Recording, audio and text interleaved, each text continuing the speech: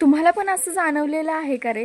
म्हणजे जे पुण्या मुंबईवरनं किंवा कोणत्याही शहरातून जी लोक गावाकडे येतात ना सुट्ट्यांना वगैरे, ती लोक मला माझ्याशी रिलेट करतील की इथे ना दिवस पण मोठा वाटतो आणि संध्याकाळ पण मोठी वाटते.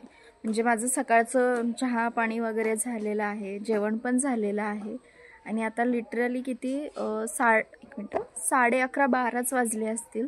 पण मला असं वाटतंय की दुपारचे 2-3 वाजलेत की काय. म्हणजे दिवस एवढा मोठा वाटतो ना.